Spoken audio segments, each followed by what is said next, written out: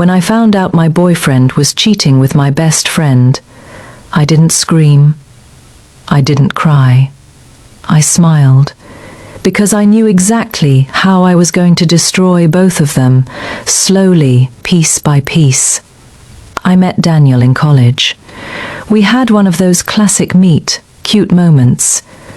You know, the kind you read about in rom-coms. He was sitting across from me in the library, struggling to figure out a calculus problem. I wasn't the best at math, but I'd been through enough of the basics to help him out. One thing led to another, and we started studying together. He was charming, funny, and ridiculously easy to talk to. Soon, it wasn't just study sessions. It was dinner dates, late night talks about our futures, and long walks around campus. By the time graduation came around, we'd already talked about moving in together, about traveling the world, and eventually getting married. It all felt so natural, so right. We were that couple everyone admired. He had that perfect balance of ambition and warmth, the kind that made people like him instant. Well, I was just happy to be with someone who made me feel secure, loved, and seen.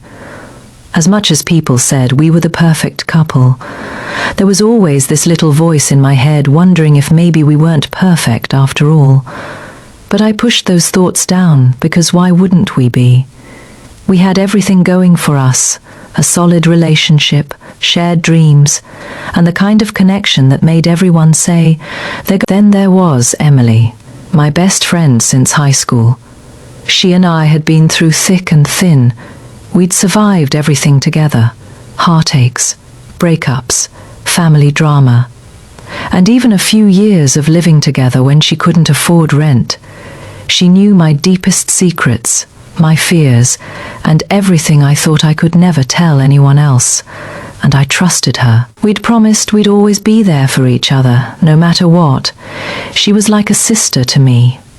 Naturally, Daniel and Emily hit it off. Instantly, they both had that easy charm, and it was no surprise when they started spending more time together. At first, I thought nothing of it. I mean, they were both important to me, and I was happy they got along so well. There were the occasional hangouts, movie nights, the three of us grabbing dinner together. It all felt normal, but, looking back, I should have seen it sooner. The way they exchanged that look when they thought I wasn't paying attention. The little inside jokes I wasn't included in. It was subtle at first, and I convinced myself I was just being paranoid. They were close friends. Sure, I had nothing to worry about, right? But even then, there were signs. Little moments I didn't want to acknowledge. When Daniel would cancel plans last minute, or when Emily would forget to tell me about something they'd done together, I'd brush it off. Life was busy, I told myself. People get caught up in their own stuff. It didn't mean anything. Then, one night, Daniel said he had a guys' poker game, and Emily told me she had a work dinner. It was nothing out of the ordinary. But later, when I was mindlessly scrolling through Instagram, I saw a blurry photo on a friend's story. And there it was, Daniel's jacket hanging on the back of a chair at Emily's favorite wine bar. I froze, my thumb hovering over the screen. It was like everything had stopped for a moment, and my heart skipped a beat. I could feel the blood drain from my face. Something inside me twisted, because I knew then that they hadn't just run into each other by chance. They were together, hiding it from me. I didn't have proof yet, but the gut feeling I had been ignoring for weeks suddenly felt like reality, and that's when the cracks began to show. The cracks in the perfect little world I thought we had. It wasn't one big thing that tipped me off. It was the slow build of little things, one after the other. It was like this quiet shift in the air that you can't quite name, but you feel it deep down. In the beginning, I brushed it off. People get busy. Life gets complicated. I was sure I was just being paranoid, imagining things. But looking back, I realize I had ignored the warning signs for way too long. Daniel started working late more often. At first, I thought it was because of a big project at work. He was trying to get that promotion, after all, and we both knew how hard he had been working. I didn't mind. He'd text me little updates. "Sorry, babe, running late tonight. I'll make it up to you." Sweet, right? But those texts became more frequent. The excuses started to feel rehearsed. He'd cancel plans more than once a week, saying he was too tired or had to prep for a meeting. It was strange, but I tried to tell myself that it was just a rough patch. Everyone goes through it, right? But Emily, she was different. It wasn't just the texts, the phone calls, it was the way she started to act. She would cancel our hangouts, telling me she was busy with work or had something last. Minute come up. I knew she had a lot on her plate, but it wasn't like her to flake out on plans. I tried not to think too much of it, but something about it made me uncomfortable. It got worse. Daniel would show up late to dinner or take forever to respond to texts, and when I asked him about it, he'd brush it off.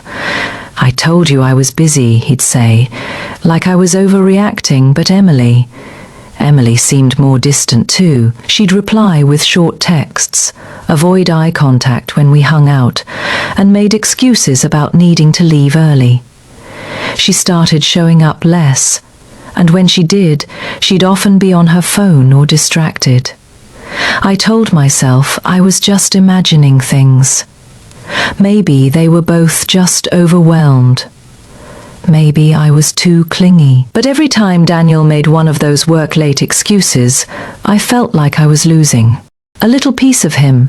The more I tried to get close, the more he pulled away.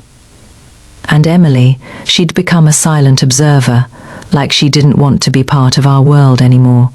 She had been my rock for so long, but now she felt like a stranger. One night, everything changed. Daniel told me he was going to a guy's poker game with some friends. Fine, I didn't mind. I had planned on spending some quality time with Emily, but when I called her to confirm plans, she said she had a work dinner to attend. It wasn't like her to bail last minute, but I didn't make a big deal about it. Maybe she was busy. But as the evening went on, I had this strange feeling in my gut.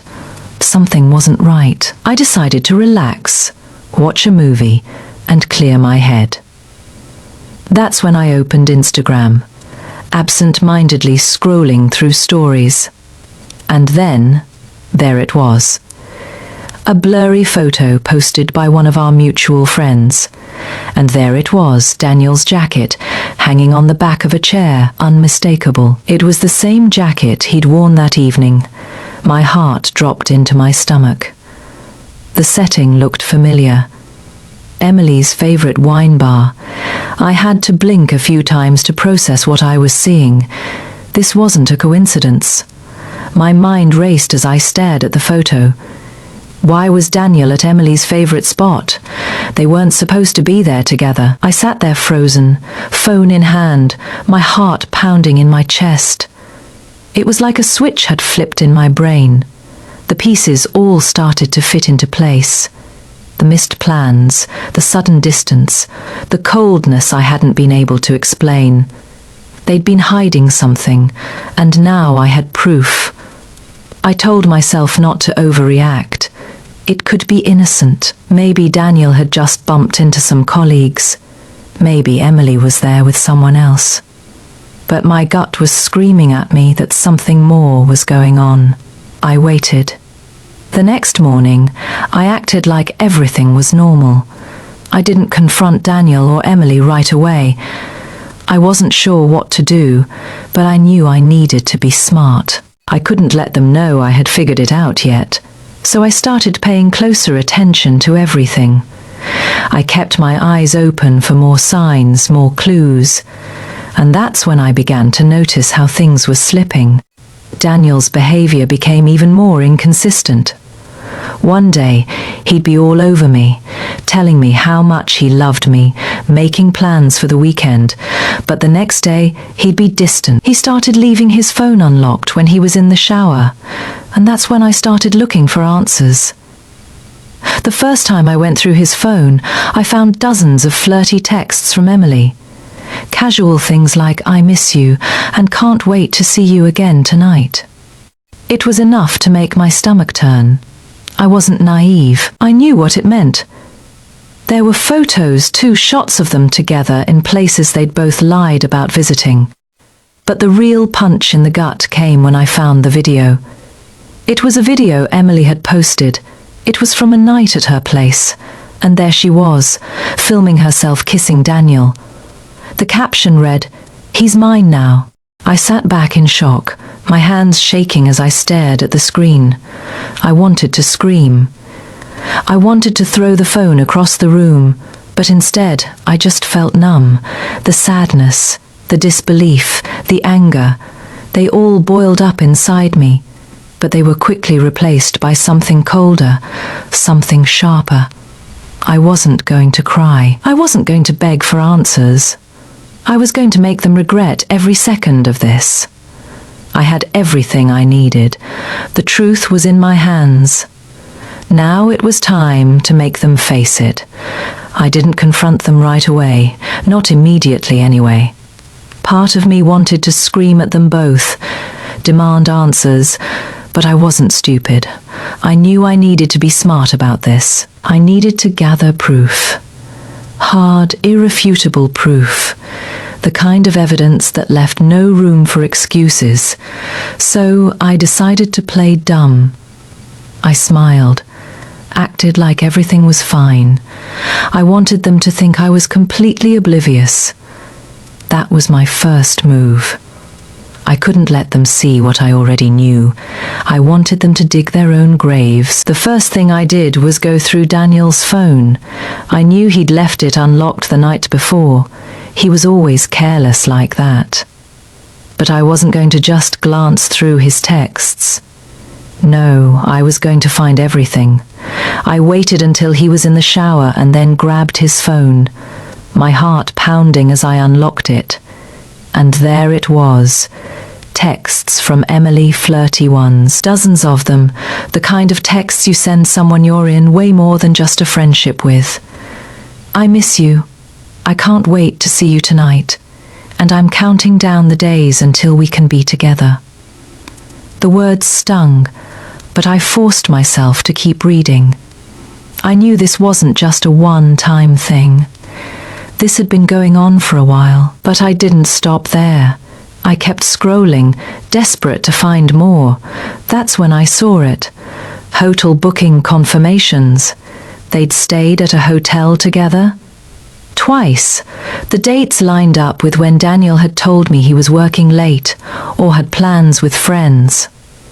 I felt sick. These weren't just lies. These were deliberate betrayals. But it didn't end there. The real gut punch came when I found the video. It was a clip Emily had posted on her Instagram story.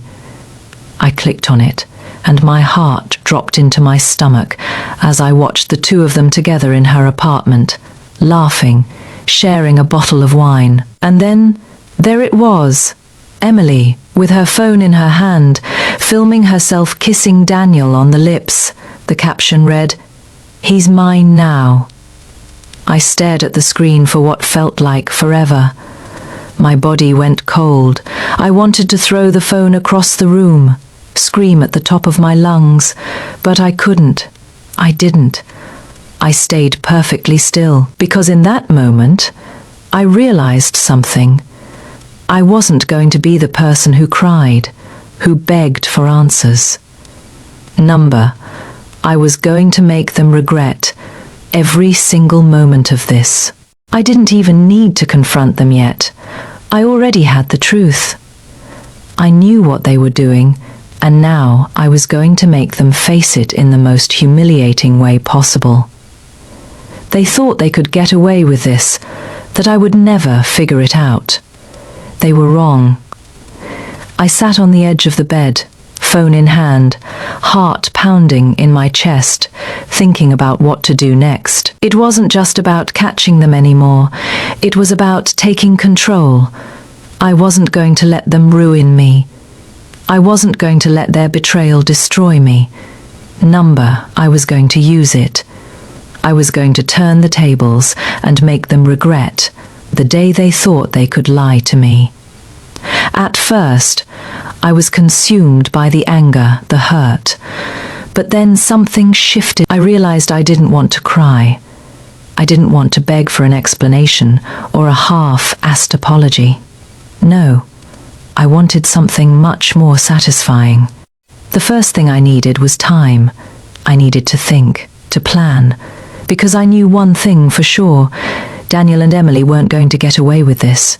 They'd both spent so much time building their perfect lives. Daniel had been chasing that big promotion at work, his eyes on the prize, and Emily had been all about growing her influencer brand. Their reputations, their careers, their carefully constructed public images, those were everything to them. And that's where I would strike. I had everything I needed, proof, screenshots, texts, videos, so sure I would never find out. They thought they were untouchable. They didn't realize I'd been watching, collecting everything, all while smiling like nothing was wrong. I started formulating the perfect plan. I needed to hit them where it would hurt the most, their public image. They loved the way people saw them. They loved the way their careers were going, how people admired their lives. They wanted to be, and that's exactly what I was going to tear apart. But I couldn't just expose them in a messy, dramatic way. I had to be strategic. Daniel's promotion was right around the corner. His boss was going to be at the upcoming company gala, along with some of his key co-workers. Emily had been invited to the gala too as my +1. They had no idea what was coming. I wasn't just going to ruin their reputation. No, I was going to shatter it. This gala, this was going to be my stage. The moment where I made them realize that everything they had built together, everything they had worked so hard for, would come crashing down. So I started preparing, quietly, patiently. Step 1, I saved everything, all the screenshots, texts, videos, hotel bookings, everything. Step 2, I began playing my role. I acted sweeter to Daniel, more supportive of Emily. I made them think I was none the wiser. I wanted them to be comfortable, thinking they had this whole thing under control. And the gala was it. I spent the next few days walking around in a daze. It felt like my entire world had been turned upside down, but at the same time, there was a strange clarity. The anger and hurt I felt were intense, but somewhere beneath that, a cool, calculated focus started to settle in. I wasn't going to scream, I wasn't going to cry, I wasn't going to beg for explanation. No, I was going to make them both pay for what they did to me. But I was going to do it smart. I was going to do it in a way they'd never expect. I began thinking through every little detail of how I was going to pull this off. And that's when it hit me. They loved their image, their public reputation. They cared more about how people saw them than anything else. He'd been talking about it non-stop. It was his big moment, the one thing he was so proud of. And Emily, she'd been trying to grow her lifestyle influencer brand for months. She had the sponsors, the followers, the perfect Instagram feed that everyone admired. Her life looked perfect from the outside. They were both obsessed with how others saw them, with how their success looked on paper. And that's where I would hit them, where it would hurt the most. I wasn't going to destroy their lives with a dramatic confrontation. Number that would be too easy, too messy. I wanted them to feel it.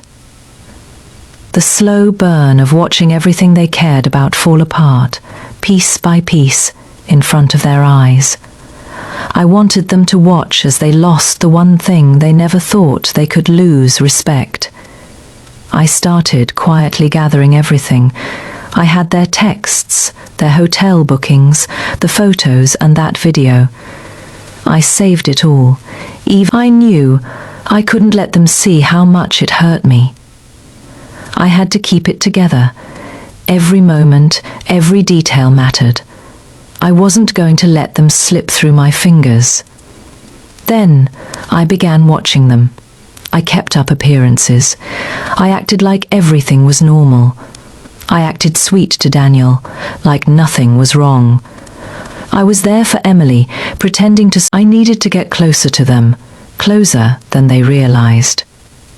I needed to be in their world, watching their every move, collecting just a bit more before I made my move. It wasn't hard. Daniel, ever the charmer, didn't notice how easily I slipped back into his good graces. He was still oblivious to how much I knew, still acting like everything was fine. I kept playing along, acting like the trusting girlfriend he thought I was. As for Emily, she was a bit trickier. I knew she was trying to distance herself from me, probably out of guilt, but I couldn't let that happen. I made sure to reach out more, to act like nothing had changed. I invited them both to hang out more often, just the three of us. I acted as if I wanted everything to stay the same, while secretly collecting more dirt. More evidence. I needed them to think they had the upper hand, that they were getting away with it. The more comfortable they were, the easier it would be for me to pull off what I was planning. I didn't just want revenge. I wanted them to see that they weren't untouchable, that everything they had worked for could be destroyed in an instant. And the more I thought about it, the more I realized the perfect opportunity was coming up. Daniel's big company gala. His promotion was on the line. His boss, his co-workers, the people who had the power to make or break his career. Everyone was going to be there. Emily had even been invited as my +1. I knew she'd show up, expecting a fun night of celebration, thinking everything was normal. They both thought I had no idea what was going on, that I was still in the dark. But I wasn't. I was far from it. I'd been preparing for this moment. I began to mentally map out the plan. I had to make sure everything went perfectly. This gala, it was my stage. The audience would be perfect. The people who mattered to Daniel's career, Emily's influence or reputation, they would all be there, and I would make sure they saw everything. They needed to see the truth, no matter how much they tried to hide it. Step 1, I made sure I had everything saved. The texts, the photos, the video. I had it all. I even had a few phone calls recorded, casual, seemingly innocent chats with Emily, where she slipped up and revealed more than she realized. I wanted to make sure I had more than enough to ensure there was no way they could talk their way out of it. Step 2, I played the role. I became more attentive to Daniel, sweet to Emily, supportive and friendly. I made sure they felt comfortable around me. I wanted them to let their guard down, to think they could get away with it. And they did. They didn't suspect a Step 3. I waited for the perfect moment. I'd known all along that the gala was it. The night I'd been building up to. It was the night I would make them see just how much they had underestimated me. I wasn't going to let them walk away from this. They were going to pay for what they did, not with words, not with some dramatic confrontation, but with the destruction of everything they had worked so hard to build. By the time that night came around, I was ready to make them feel every ounce of what I had felt. ready to expose them in front of everyone. They thought they had won. They thought I didn't know, but I wasn't about to let them get away with it. I spent the next few days in a quiet, calculated frenzy. Each step of the plan had to be perfect. I couldn't afford to mess this up. They had made their move, thought they could sneak around behind my back, but I wasn't about to let them off easy. No, I was going to be the one holding all the cards now. Step one was simple. Gather everything. I had already collected texts, photos, hotel bookings, and that devastating video.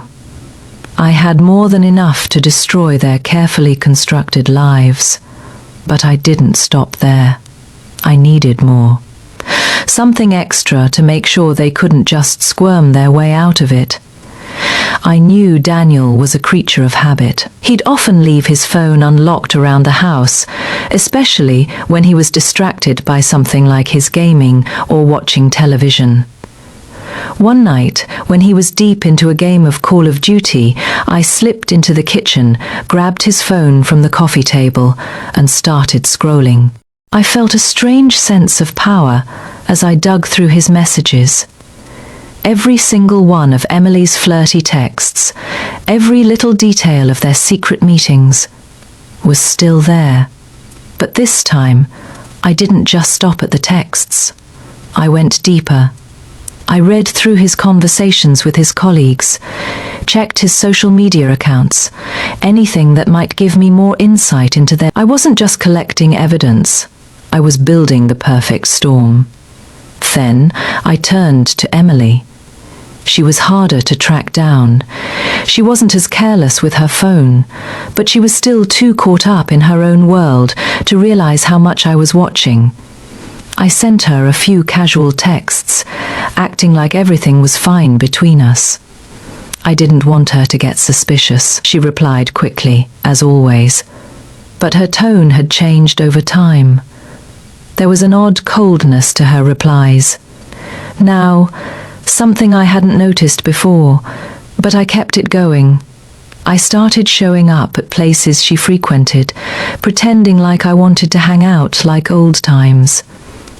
We went for coffee, grabbed lunch together. I was the same old friend she'd always known, sweet, supportive, acting like nothing had changed. She never questioned it. She was so caught up in her own world that she never once stopped to wonder what I was really up to. By now, I had everything, more than enough to blow their worlds apart.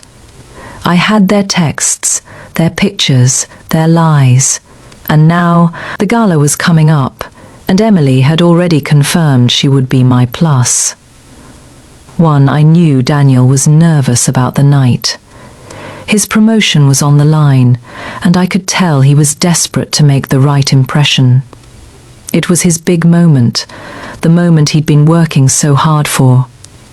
He was going to be in the spotlight, surrounded by people who could make or break his career. He was already stressing over his outfit, his speech, his demeanor. I knew he was nervous, and that made it even more delicious. I also knew that Emily would be just as invested in the night. It was the perfect chance for her to flaunt her lifestyle influencer image, to show off her perfect life. She would be there, posing, smiling, looking like the glamorous, carefree woman she wanted everyone to think she was. She wouldn't expect a thing. I had to make sure everything went smoothly. I started putting the pieces in place, making sure I was in control of every detail. I practiced what I was going to say, how I was going to act, what I would wear. I had to be flawless too. I wasn't going to let them see even the slightest hint of weakness. I had to be calm, collected, confident. It was my show, and I wasn't going to let anyone steal the spotlight. The day of the gala, I had one goal: make them feel the weight of their betrayal, and not just any betrayal. This was personal. They thought they could play with my heart, my trust, and my life. They had no idea what was coming. I chose my dress carefully, something elegant, but not too flashy. I didn't want to take attention away from the real stars of the night. I had to blend in just enough to make sure no one saw me coming. I made sure to check the projector at the venue ahead of time to confirm that everything was set for my surprise. The last thing I wanted was for them to get suspicious. When I arrived at the gala, I could see Daniel's nervous energy from across the room. He was wearing that suit I always loved, looking sharp, trying to play the perfect role. He was shaking hands with his co-workers, chatting with clients, all the while pretending like everything was fine. Emily, too, was playing her part. She looked stunning, as always, with her social media smile plastered on her face, like everything in her life was perfect. But as I moved through the crowd, I made sure they noticed me. I wasn't trying to be the center of attention, but I wasn't hiding anymore either. I moved with purpose, engaging with people, talking to Daniel's co-workers, making sure I was seen. By the time the projector started to show the company's marketing highlights, I knew the moment was coming. The slideshow flickered once, and then, bam, the screen changed. The first video came up. It was grainy at first. I could see Daniel sitting on Emily's couch. They were laughing, joking, close, far too close for comfort. I felt a twisted sense of satisfaction as the video continued. The captions I'd carefully edited in appeared, one by one. While you thought we were working on something else. I watched as the crowd went silent. Gasps filled the room, followed by the sound of phones snapping photos. I could feel their eyes on me. They were watching it all unfold, and I knew exactly what they were thinking. They were trying to make sense of what they were seeing, and their minds were racing. Then the camera cut to Emily and Daniel kissing on the couch, their faces inches apart, their intimacy so blatant. I could see the realization dawning on their faces. Daniel's boss looked horrified. Emily froze, her face draining of color. The room was buzzing with whispers. Phones were held up in the air. I could see Daniel's hand shaking as he reached for his drink, trying to play it off like nothing was happening. But it was too late. I smiled to myself as I stood up, standing tall in front of the crowd. I looked Daniel in the eye, knowing he had no idea how to respond. I said, clearly, loudly enough for everyone to hear. Guess they forgot to mention this part of their busy schedules. And with that, I turned and walked out. I hadn't felt that kind of power in years. As soon as I left the gala, I felt a rush of adrenaline. My heart was still pounding, but it was no longer from anger. No, it was from something else. It was from the absolute thrill of watching everything I had set in motion unravel, the perfect, controlled execution of my plan. It was like, and it was beautiful. But as I stepped out of the venue into the cool night air, the weight of what I had done hit me, and I wasn't sure if it was the excitement or the reality that I'd just changed everything forever. I had planned every detail of that moment, and now I could see the chaos starting to unfold. My phone buzzed, vibrating in my pocket. I pulled it out, knowing what it would be. The first message was from Daniel. I don't know what the hell that was, but we need to talk. This isn't how you handle things. I stared at the screen, feeling a twisted satisfaction. His message was calm, almost too calm. But I could hear the panic under the surface. I could almost hear his shaky voice as he typed those words. I didn't respond. Not yet. I wasn't going to give him anything to work with. I wasn't about to let him back into my life with one apology. He didn't deserve that. I sat in the car, letting the noise of the city surround me, trying to breathe. I had done it, and now I was going to watch them fall. I wasn't waiting for an apology. I wasn't going to beg for an explanation. They had already said everything they needed to say in those videos and texts. I was done with their lies. About 20 minutes later, I checked my phone again. There were more messages, this time from Emily. She was clearly in full, on panic mode. "I can explain, please. Just let me explain. This was a mistake, please. I don't know what's going on, but you have to understand. I never meant to hurt you." I sat there for a moment, letting her words sink in. I knew this apology was coming. The guilt, the pleading, the attempt to make me feel bad for the situation they had created. But I wasn't about to let her play the victim. I had seen the video. I had seen the lies, and I wasn't going to let her twist the story. I could feel the old me wanting to reply, wanting to call her out, tell her off, demand she acknowledge how much she had hurt me. But the new me, the one who had just walked out of the gala with everything in control, she wasn't about to give them the satisfaction of knowing they'd gotten to her. Instead of responding, I simply turned off my phone. For the rest of the night, I let it be. I knew things would escalate. I knew they would try to find a way to fix it, but I wasn't going to be the one to let them off the hook. They had destroyed the trust I had in them. They'd broken something that could never be fixed, and I wasn't about to sit around and beg for them to realize their mistakes. This was bigger than that. The next morning, I woke up to a flurry of notifications, calls, texts, social media messages. The whole world seemed to be catching wind of what had happened, and from what I could tell, the video was already circulating. I didn't need to look at their responses. I already knew. Their carefully curated lives, their perfect little social personas. It was all crashing down in real time. I could feel it, even from miles away. Emily was trying to do damage control, posting a teary-eyed apology on her Instagram. She begged for forgiveness, claimed she was just caught up in the moment, and even went as far as to blame poor judgment for the whole thing. Her fans ate it up, but I wasn't buying it. Daniel's reaction was different. He tried to keep it professional, acting like it wasn't affecting him. He didn't acknowledge the video directly. Instead, he posted something vague about staying focused on the bigger picture and not letting personal drama affect his work. But even that felt rehearsed, forced. I could hear the anxiety in his words, even through the text. He was trying to save face, trying to keep it together, but I knew he was unraveling. His colleagues at the gala must have been talking, his boss too.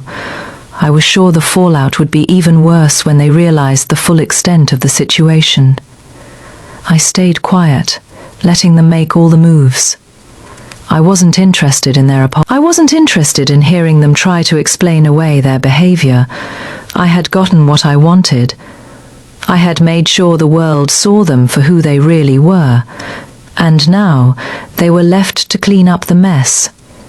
By the time the day ended, the news of their betrayal had already spread through the office, through social media, and to all the people who had admired their perfect relationship. I couldn't help but smile when I saw that their work relationships had begun to fray. Daniel didn't get the promotion. In fact, after HR reviewed the incident, he was demoted. Apparently, one of their hotel stays had coincided with an important client project. His mistake cost him.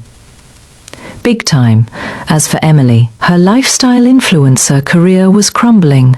The video went viral. People who had once praised her for her flawless life now turned on her. Her sponsorships vanished overnight. Brands dropped her, one after another, leaving her scrambling to explain herself, her apologies falling on deaf ears. I didn't feel bad. I didn't feel guilty. I felt empowered. For the next few days, I kept my distance. I knew they'd try to reach out. I knew they would want to explain, to beg, to grovel, but I wasn't going to let them. I wasn't going to be their safety net anymore. They had thought I would fall apart. They thought I would cry and beg them for answers. But what they didn't expect was for me to take control, to rise above it, and I did. Emily sent me a long, rambling email later that week. It was full of tears, apologies, and desperate pleas for forgiveness. I didn't even open it. I knew what was in it, and I didn't need to hear her excuses. I didn't need to hear her regret. What I needed was closure, and I'd already gotten that. They thought they could have it all, the love, the respect, the careers, but in the end, they lost it all, and I walked away from it, stronger than I'd ever been before. The dust had settled, and now I was left standing in the ruins. But the funny thing was, I didn't feel the relief I thought I would. It wasn't some dramatic happy ending where I got to walk away feeling like I'd won. It was more of a quiet realization that the power had shifted completely. They had tried to break me, but in the end it was them who were shattered. Daniel didn't get his promotion. In fact, he got demoted. The fallout from that gala was brutal. HR had launched an investigation into his behavior. Turns out he had been caught up in more than one lie regarding business trips. A few of the hotel stays had coincided with major projects he'd been supposed to focus on. The trust he had with his co-workers, gone. His boss, horrified. The promotion, completely out of reach now. He didn't even try to contact me after that. I think he realized, too late, that there was no way to fix what had been broken. And Emily, well, her influencer career came crashing down even faster. The video went viral. Brands that had once begged her to promote their products were now publicly distancing themselves, dropping her like a hot potato. Her apology video only made things worse. People saw through it. They weren't buying the "it was a mistake" story anymore. Her followers turned on her, calling her out for the betrayal, questioning her authenticity. The lifestyle she'd built on lies and filters was now exposed for what it was. It felt like the whole internet had turned their backs on her, and that was a satisfaction I hadn't expected to feel. Neither of them ever tried to reach out after the dust settled. Well, except for one last attempt. Emily sent me a long, tearful email begging for my forgiveness. She wrote about how sorry she was, how she'd ruined everything, how she didn't want to lose me as a friend. I didn't even bother opening it. I didn't need her apology. What I needed was to remember why I wasn't the one who should be apologizing. For the first time in weeks, I felt calm.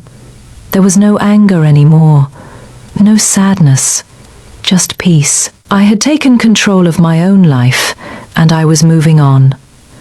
I didn't need revenge. I didn't need them to beg. I had already gotten the closure I needed. In the end, they got each other, just not in the way they expected. They lost everything they had built, and I walked away stronger than I had ever been.